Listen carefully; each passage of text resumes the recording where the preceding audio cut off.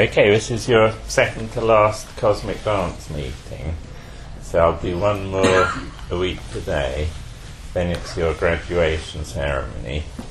And this one is your symbolism of the Mukabele meeting. And it's quite good having it now because you're well into the ceremony. In fact, you've all completely got the ceremony. And one other thing, after you've graduated, if you want it, there's a ceremony called the Blessing of the Sikhis. And the Sikhi blessing can only be done by a Chalabi, which is someone who's a direct descendant of Rumi, or the sheikh of a particular teke. And in this case, I do the Sikhi blessing. And it's completely optional, you don't have to do it at all. But it's sort of like the Mevlevi initiation ceremony. And what it entails is, I do it before a Mukabele, so I won't do it before Shebi Aras, because that's the Friday after your graduation. But on the ceremonies after that, I'll do about 5 people each time before robing. And I do it in the blue room. And just so you know what you're letting yourselves in for if you want to do it, each dervish in turn comes up and they have to put their forehead on the sheikh's knee, and the sheikh holds their sikhi in one hand and puts their hand on their head, and there's about 4 minutes of prayers from the Quran, and then the sikhi is put onto the dervish's head and there are a few more prayers. So it's quite a nice thing because it's part of a tradition which has been carried on down for over 700 years. But if you don't want to do it, that's absolutely fine, no pressure at all. And in a way it's only symbolic because I'm blessing the dervish rather than the sikhi, and I'm just the person who happens to be playing the role of the sheikh within this particular movie. So there's nothing special about me, I'm completely ordinary, and I like football and looking for dinosaur bones and ordinary things like that. But if you want to have your sikhi blessed, then I'll put out a list and you can sign up. So there'll be 5 people for each of the coming Mukabeles. And for the winter period, we'll try and do a Mukabele every Friday. And that will help get you in the groove, so to speak, because you need, once you've finished your training, you need to really solidify the technique, because Helen's got you to peak condition at the moment, and if you let that go in the early stages, you'll lose your stamina and your fitness. So if you can, it's really important to come to the practices and especially come to the Mukabeles, and then your technique will go on being perfected over the coming year. So if I look at the turners from last year, who actually graduated earlier this year, turning now with you lot, they look amazing. And by this time next year, you'll all look absolutely amazing. So most of you do look pretty amazing already, but you'll look even more amazing if you practice. And it really shows who practices and who doesn't practice. So I'll make a list where you can sign up if you want to have your sikhi blessed, and we'll do about five people at a time. And then next week I'll just do a winding up meeting. And Karen, where are you? There you are. I'll answer your question next week.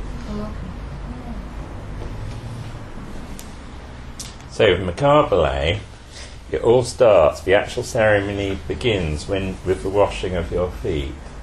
So when you go down to the changing room and you wash your feet, that's the point at which the ceremony has begun.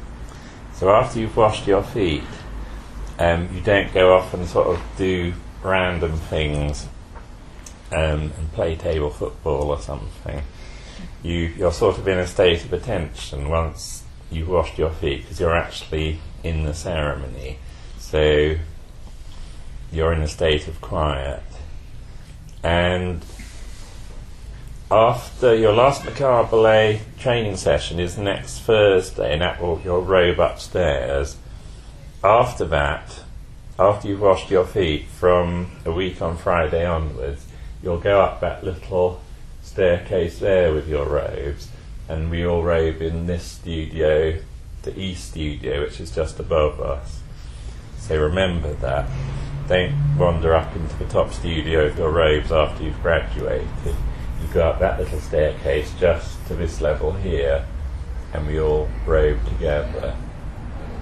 And also at your graduation ceremony, we'll do what's known as a zikr beforehand, which is particularly Mevlevi zikr, where we all chant the name Allah together.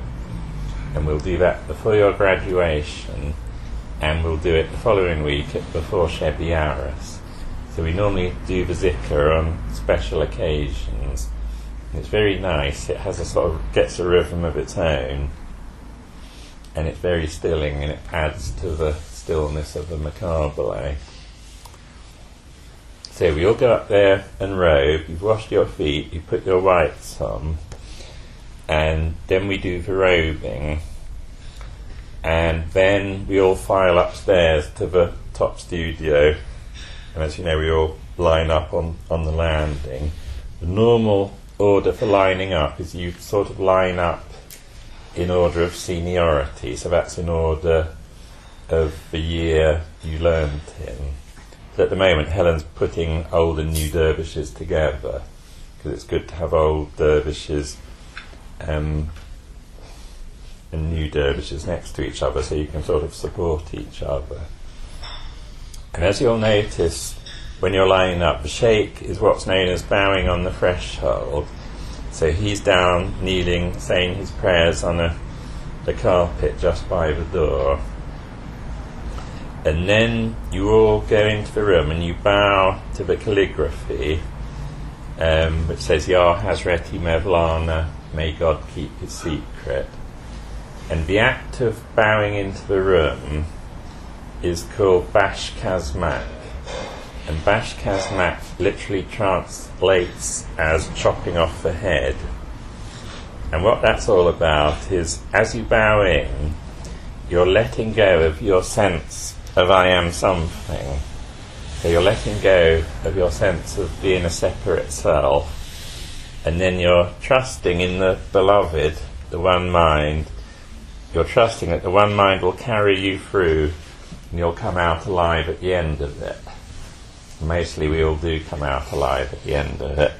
So, as you know, it's a very difficult thing to do. So to get through it, you have to hand over to something larger than yourself. You have to surrender. You can't do it just under your own power. So the bowing in is Bash Kazmak, and you're taking your sense of separation off. And that's why as turners, we don't, apart from wedding rings, we don't wear jewellery and we don't wear makeup, because no one is meant to stand out. So it's not about being an individual. So we all look as the same as we possibly can in our dervish robes. And then the sheikh comes in. The sheikh bows at the calligraphy, and everyone bows with the sheikh. And as Helen pointed out today, you're not bowing at the sheikh, you're bowing with the sheikh. So we were all bowing together, acknowledging the one mind and acknowledging Rumi and his tradition. So, very important, you're never really bowing at the sheikh, you're always bowing with the sheikh, and we're always bowing to something much larger than ourselves as separate entities.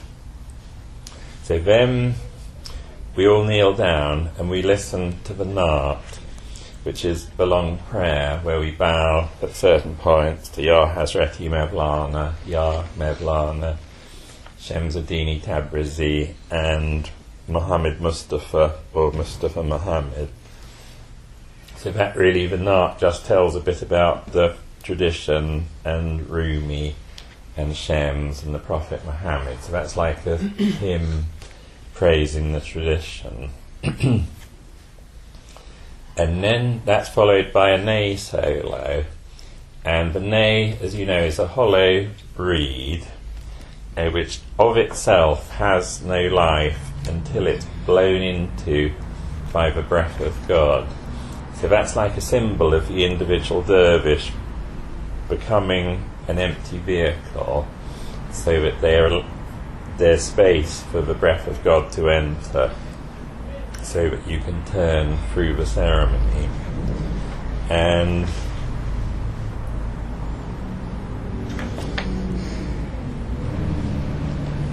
there's a lovely little Rumi verse about that.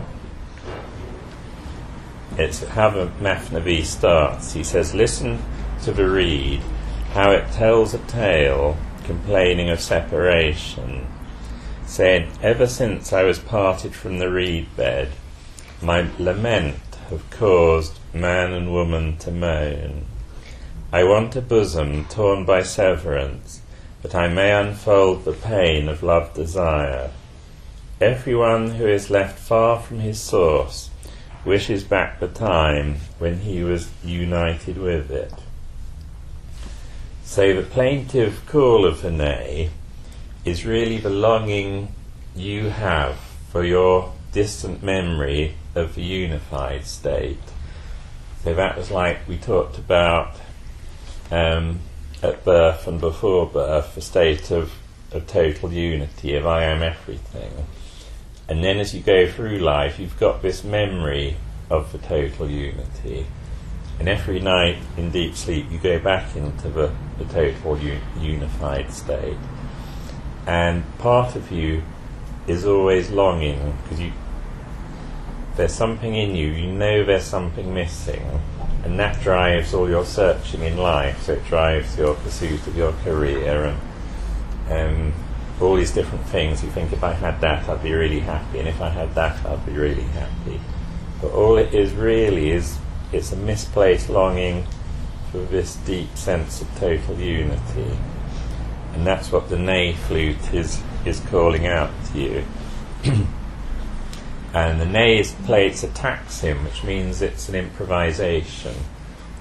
But it's normally an improvisation around a particular form and a particular scale. So I've often noticed the ney sort of starts off slowly, and then it sort of builds to a crescendo, and then it gradually seems to come down. Sometimes it goes up again, and then it comes down, like it's sort of going down through the foothills after being up in the mountain. So it's very, very beautiful. And then the instrumental music starts, and we all hit the floor, and that means kun, which translates as wake up and be. So that again, it's all about coming out of being a separate individual, I am something, into acknowledging your true being, which is ever present. So you're coming out of sleep and you're waking up into your true identity, which is your undifferentiated sense of I am, which lies behind the psyche and is exactly the same for everyone. So it's acknowledging the pure being of a pure I am. And then we all kiss the floor, and then we get up, and then we start on the processing.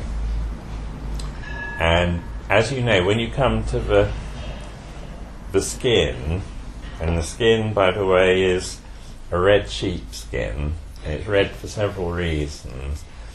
One is because red is the colour of passion, and this is all about love. And it's also the colour of Shams of Tabriz, who's known as the son of Tabriz, who was Rumi's teacher. And it's also on the day Rumi died, on the 17th of December, apparently there was this amazing red sky. The whole sky went a deep red colour. So it's also in memory of that. So that's why we have a deep red sheepskin, and that's the original sheepskin we've had ever since 1963. I think Mr. Rezui brought it over with him. And then, as you know, as you come to the skin, you look into the other dervish's eyes across the skin, and you bow to them with your hand on your heart. And then you look up again, you look into the eyes again. And that's the real meaning of Mukabele, because Mukabele translates as coming face to face. So you're coming face to face, and you're seeing the light of God in the other person. So when you look across the skin, it's the one self seeing its own reflection, looking back at it. So there's nothing in between. It's the one self seeing itself. And there's just a lovely little bit Mr. Rezui said about that. He said, "The universe is a manifestation of the Absolute, and everything in it a manifestation of God's qualities. And the quality of God is not separated from his personality. The qualities of God, unseparated from each other, are in the knowledge of God. In the world of manifestation, everything will be the thing it is meant to be. It is manifested like that. This ability of being is the manifestation of the quality of God. In this universe, the things which appear opposite to each other are nothing but the coming face to face of the variable qualities of God. In reality, this world is the world of opposites, but from this multiplicity of opposites, a harmony and unity appears."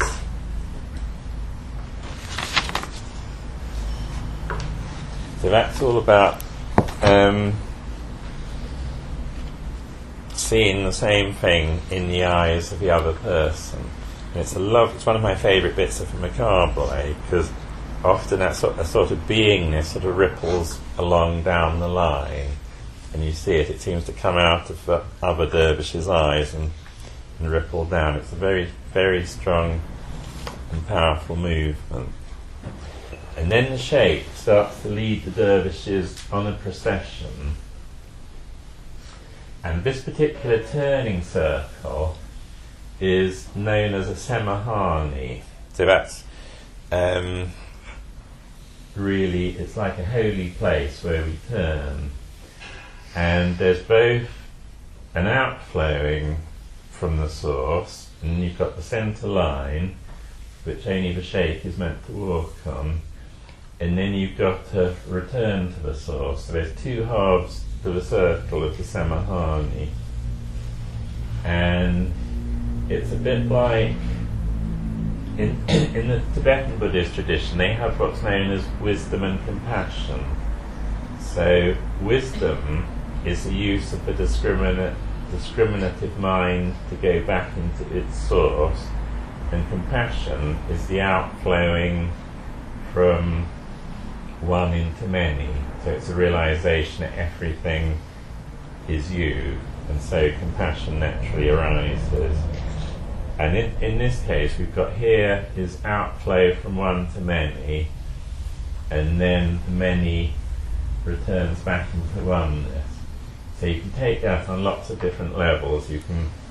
That can just be a split second, or it can be a whole day, or a year, or a whole lifetime, or much more than that. So it's like this continual cycle of oneness. In Taoism they say the one consciousness manifests as the 10,000 things. So that's the 10,000 things, all dancing, the great dance, and then they go back into oneness. So on one level, the whole Mukabele is like an illustration of your dance of life, how you come out of oneness, and then you have this period of manifestation where you dance on the stage of life, and then at the end of it you decline and then go back into oneness. So it's like this cosmic cycle. And the Sheikh leads the dervishes on in this procession, and the procession is known as the Sultan Beled walk.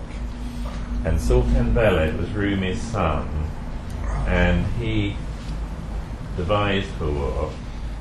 So really, by the time the first generation down from Rumi, the Mukabele was virtually in the form that we have it now.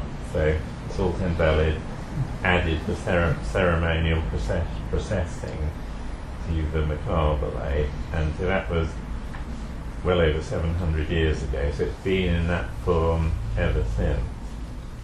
And with the processing, the Sheikh is showing the dervishes all the levels of manifested creation, so sort of all through the minerals and plants and animals and humans and up to angels and beyond into the great oneness. And as you know, there are 3 rounds of processing, and the first round represents knowledge gained by books. So that's 3 types of knowledge. And the first round of processing, knowledge gained by books. So if you're interested in something, you read about it in a book. And the second round of processing is knowledge gained by seeing. So again, if you're Mr. Esri used the analogy of visiting London. So if you become interested in London, first of all you read about London, and then you decide, second round of processing, you're going to go and pay a visit to London. So you go to London and you look around and you start to see things. And then the third round of processing is knowledge gained by living in the reality of that. So that's like you come in, live in London, and you become part of London. So it's reading about it, then beginning to get glimpses of it, and then actually living and becoming it. So that's 3 types of knowledge. So ultimately it's knowledge from direct experience. Because if you just read about things, it's always second-hand knowledge. So it doesn't really become your knowledge until you've directly lived it. So those are the 3 rounds of processing. And then the Sheikh, on the third round, he holds back, and you see a gap appears here, and the last dervish to cross the skin bows to the empty space, and that's like you're bowing to the great emptiness, which is everything. In Buddhism they call it the great void. So you're bowing to the great oneness. It's lovely, it's a great thing to be the last dervish. I highly recommend it if you haven't done it yet. And then the music, the instrumental music. Instrumental music is technically known as a peshrev. The peshrev ceases, it fades out, and the Sheikh then walks normally back to the skin, and there's a Nate-Aksim, should be, as all the dervishes file around quickly, get back onto the red carpet. And then when the instrumental music starts, and as you know, you all drop your hurkas, and your hurka represents your tomb, doesn't it, Helen? Yeah. And it's the tomb. When I use the word ego, as I've said several times, I don't like the use of the word ego in a derogatory fashion, because all ego means is I. So it's the tomb of your ego when it's narrow, when it's limited to just mind and body. There's only one ego ultimately, and all of us are that one ego, and that's great, and there's nothing wrong with it. It only becomes a limitation if you narrow it down just to the vehicle of consciousness rather than the consciousness itself. So in taking off your tomb, it's the tomb of your sense of separateness, and you're dropping that.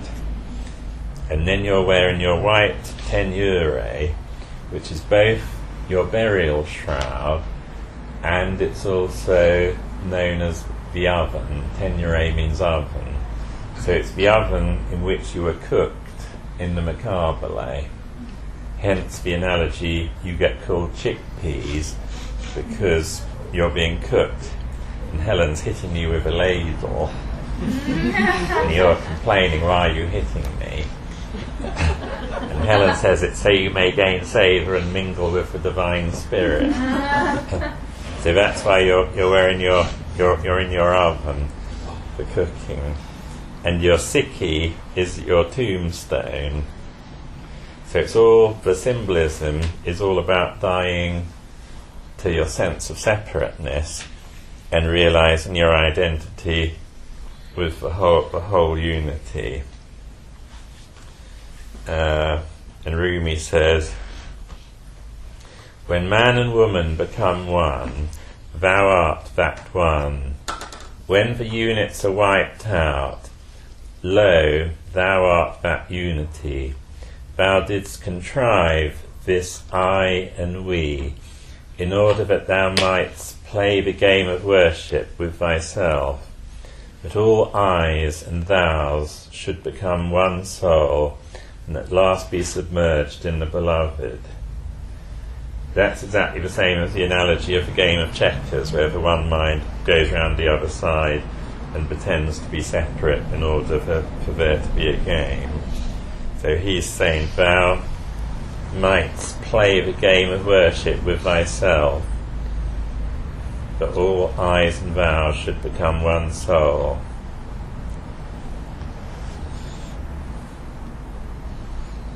So then you're ready to turn, and it's a lovely moment when all the hurkas come off, because the whole ceremony is very well choreographed, so it's meant to be very visually stunning for the audience. And Mr. Rezavi was very keen on sometimes having a ceremony just using what he considered were the best turners to show the beauty of the ceremony, the beauty of the form. So the actual form and the precision of it is very important. And if you're an artist, you see that everything happens in exactly the right way. So we all drop our hurkas at the same time, and you suddenly get this great blaze of whiteness. It's great when you're in the audience watching it. And then the dervishes bow through. So you come up here and you bow and you kiss the sheikh's hand, and the sheikh kisses your sikhi. And here the sheikh is granting you permission to turn. And just now and again, Dr. Rolls sometimes, if he thought turning was bad for someone at a particular time, he wouldn't grant them permission. So it's always, remember when you do turn, it's always because the sheikh has given you permission to turn. And there are sometimes reasons in different people's lives when sometimes it's appropriate for them not to turn, in which case the sheikh wouldn't grant permission. So it's not a given that the sheikh will always grant you permission. And then my favourite bit is when you bowed out and you turn out onto the floor and your arms sail down and then come up. It's sort of like a flower opening. It's the most lovely thing. And with this position, as Helen's explained, it's like you've become a transparent vehicle for consciousness. So as in this diagram, this whole area here becomes transparent and see-through, and it's like you are just then a vehicle for the one consciousness flowing out into the world. So, as you said, with this arm you're receiving, and with this arm you're giving, and it goes through the heart on the way down into going out. So that's for me it's a fantastic metaphor or image or symbol of just being a transparent vehicle. Already all of us are the vehicles of consciousness, but for the purposes of the dance of life, we've forgotten that we're just a vehicle, and we often think that we are the independent doers. What this is really reminding you is that you're not a separate doer. Everything is the dance of oneness, and all of us are just oneness dancing in all of these amazing forms. So there's the first salam, and the first salam is known as Shariat, and that equates with conventional religion. So in nearly all of the world's great faiths, religions have both an outer form and an inner form. And in the outer form of religion, it's often to do with codes of behaviour and worshipping an external god and things like that. So in the case of this, it's Shariat, which also means Sharia in Islam, which is a culture the ceremony comes from. You have Sharia law, and that's really what Shariat means. So it's conventional religion. And conventional religion is often also what's known as mythic. So there are lots of different myths, which were probably originally symbolic metaphors, which over thousands of years start to get taken as literal fact. So, for instance, in the religion I was brought up in, which is Christianity, there are things like virgin births, which is probably a metaphor for something much deeper, but eventually it becomes taken as a literal fact.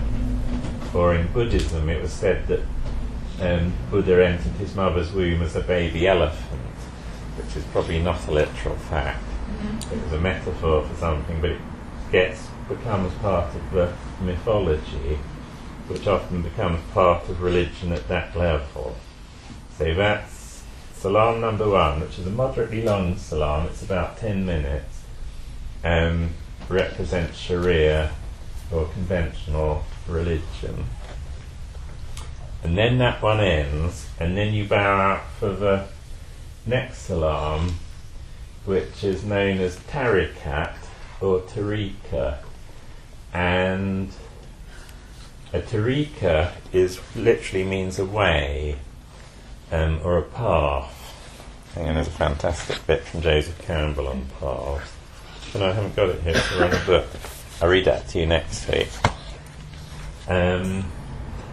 What Joseph Campbell says basically is that when you go into the forest, if there's already a path, it's someone else's path, and that each of us are a unique phenomena, and the whole art is finding your own path through the forest and not following a pre-existing path by diverging.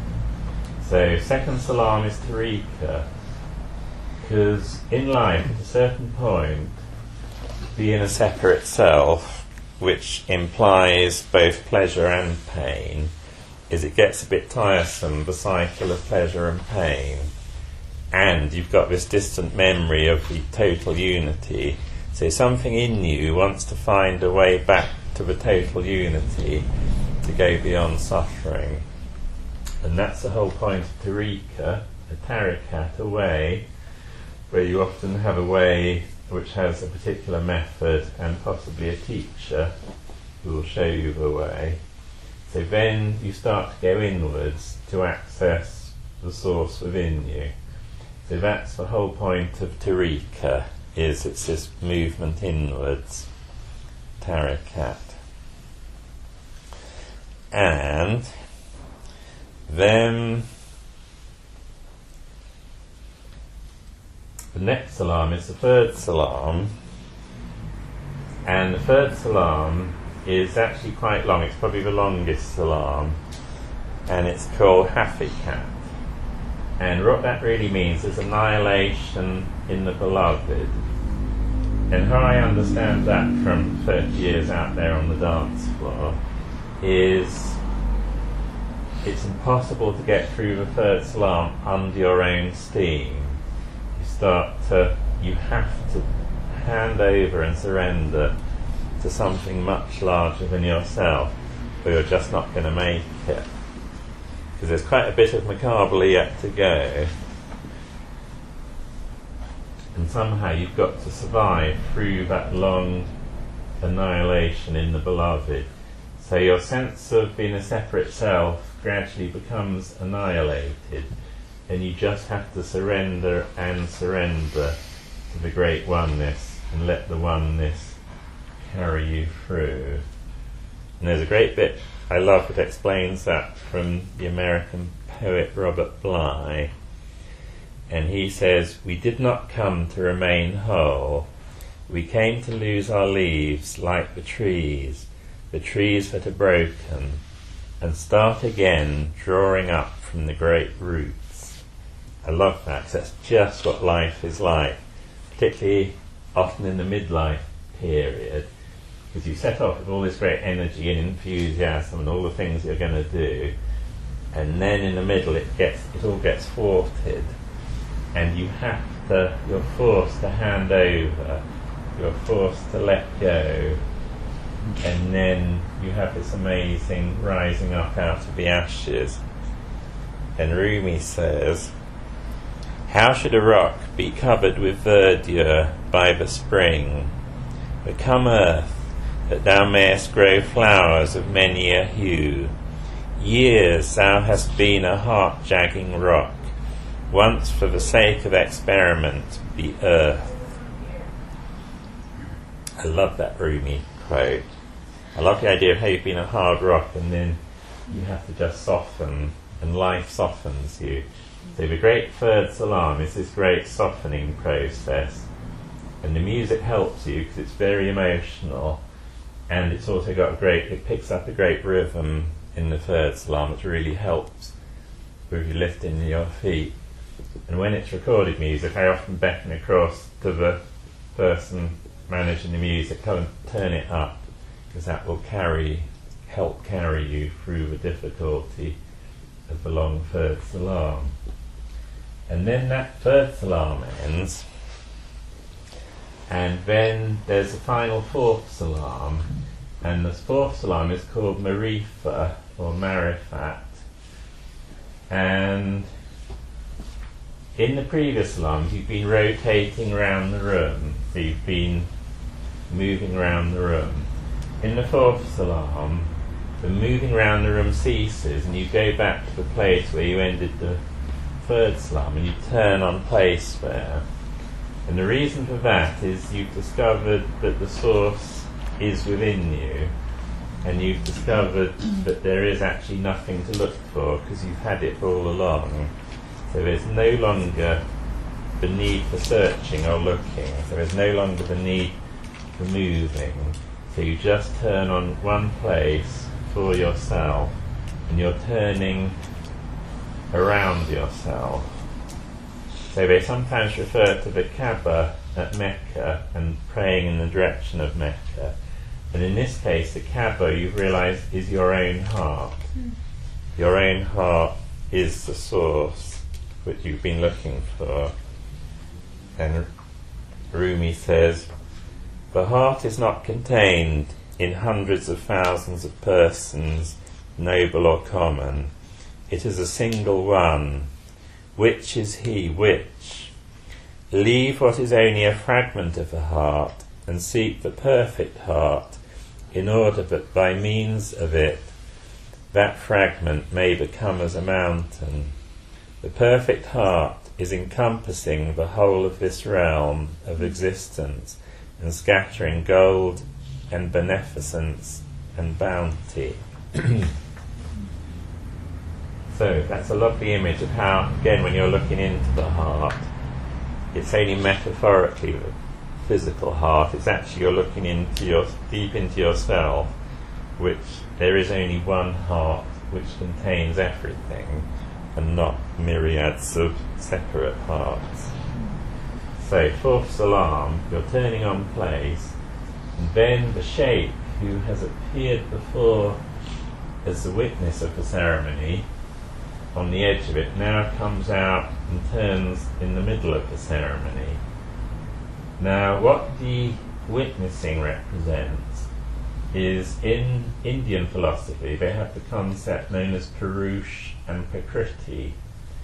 And Purush in Indian philosophy is the underlying stillness, the great oneness, the great unmanifest, and Prakriti is the manifest universe subject to space and time. And that's what the shape and the Mukabele represent. The shape represents the great underlying stillness, and the job of the shape in the ceremony is to hold the stillness, whereas the job of the turners is to dance the great dance of manifestation. So in the first three salams you've got the shape as the great underlying stillness of all manifest creation, and all the dervishes, the symbolisms, are all dancing the manifest creation. So it's like the great dance of manifestation going on. Then when the shape comes out into the fourth salam, that symbolises the fact that the great underlying stillness and the manifest universe are not two, they're not two separate things, but rather the manifest universe is the very substance of consciousness. So it's a picture of total unity, of not two. There's not a great separate underlying stillness and then a separate manifestation. The two are one. So that symbolises the total oneness. So the shape turns slowly along the centre line and then goes back down the line, back to the carpet as the music ends. And then you get that marvellous taxim when the drums and the instrumental ends, and you've just got the solo, nay, or oud, or something playing, which is really beautiful. I love that moment. And then the Quran begins, and then we all go down and kiss the floor. And with that final nay taxim, the symbolism of that is it's calling you back. It's calling you, you've gone on this amazing journey, you've transcended, and you've gone into this other world. And the nay taxim is calling you back to this world. That's the meaning of it. And then as you go down, verses from the Quran are sung, and what that represents, again, is it's telling you to take the great secret that you discovered in the ceremony back out into life with you, because the Quran represents tariqat, represents shariat. So it's like you're now unwinding, you've gone right up, almost like a spiral, now you're coming back down again out into life. And so this is, the Quran reminds you that you're going back into the level of life, and to take this great secret out into life with you and to live it in life. So that's the meaning of why the Quran takes place at the end. So it's like this amazing journey where you go into yourself and then you go back out into life again. And then when you go into life, then you treat the people you come across in the same way that you treat the people in the Mukabele. So you bow to people and you give them space, and you always give a turner in front of you lots of space.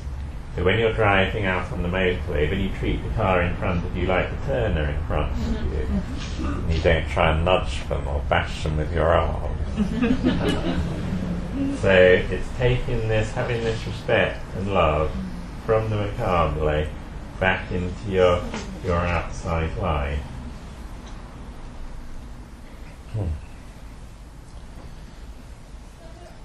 And I think that's more or less the symbolism in a nutshell, really. It's nothing sort of deeply esoteric, nothing complicated, it's very simple. Oh, here's a lovely bit. I love this, because the whole Mukabele, in a way, is like this process of going back through these different stages into the realization of your true nature, your essential oneness. And the whole fruit of the Mukabele isn't about achieving a special state. It's about noticing that already you are this great stillness which lies behind your eyes and behind your psyche. Now, very importantly, we've had one or two turners here who have then gone off and set up their own turning schools, who have thought that the fruit of the Mukabele was about going into a trance, and that's about as opposite as it can be. The fruit of the Mukabele is this total stillness. It's like after you're just walking in total stillness, and from this stillness emerges a great happiness. And when you're turning, there's nothing trance-like it about it at all, because when you're turning, you have total awareness of all the dervishes around you and the whole room. If you're in a trance, you'll have no awareness at all. You'll just be in a completely different state. But this is the opposite of trance. It's like total stillness and total awareness and total empathy. So it's actually not a state, it's the thing that lies behind all states and itself is aware of states. So the way Rumi describes it is like this. He says, the real beloved is that one who is single, who is thy beginning and end. When thou findest him, thou wilt not remain in expectation of aught else. He is both the manifest and the mystery. He is the Lord of states of feeling, not dependent on any state. Month and year are slaves of that moon. When he bids for state, it does his behest. When he wills, he makes bodies become spirit. One that is stopped on the way is not at the journey's end. He will be seated, waiting, and seeking the state. So what Rumi is saying there most brilliantly is it's not about seeking a state. States are down here and they're changing all the time. You've got the play of the different states of consciousness, of wake and dreaming and samadhi and other things. The whole of this is all about realizing your identity with your true nature, which is ever present, is never covered up, is looking out through your eyes and your ears right now, and is the witness of all the changing states. But itself, it's a total stillness and a total immobility, and that's the fruit of the Mukabele, is realizing that is who you are and always have been, even while this great dance of manifestation is happening. Behind it all is this great stillness. Have I more or less covered it? So, any questions? Now you've been doing it for a while.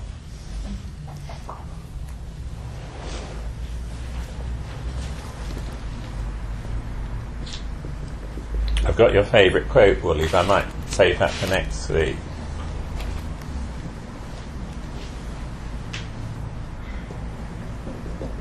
It is a magnificent thing, and we were given it to look after it because at the time in 1960, early 60s, Mr. Rezui thought it was only allowed as a tourist attraction, and it was gradually being altered. So nowadays, as I was saying to Helen, a lot of restaurants each have their own Whirling Dervish to entertain the customers. And Mr. Rezui and his sheikh, Munir Chalabi, wanted somewhere which would preserve it in the form that they had learnt it, and it had been passed down in the decades before 1925 when they were all closed. So our particular role in the movie is to preserve it as we were asked to preserve it and not to alter it. And it is sort of going a full circle, because even now one of the dervishes Helen trained a few years ago is now teaching it in Istanbul, the Turkish dervishes out there. So it's sort of come round a full circle, a bit like Noah's Ark, where all the animals have to go in to avoid the flood, and then when the flood goes and the ark comes down and all the animals come out again. So it's sort of a bit like that. It had to be looked after and nurtured through a particular period in history. But there's only one camel. But there's only one camel. Only one camel? Yeah. Yes, Mr. Camel.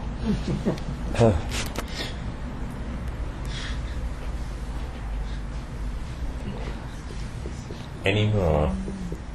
That's his nickname, is the camel. It's an in-joke. One of the dervish who went to Turkey to become a Samson, I've got this terrible habit of renaming people, particularly after animals. And I said, what animal do you want to be? And he said, I want to be a camel.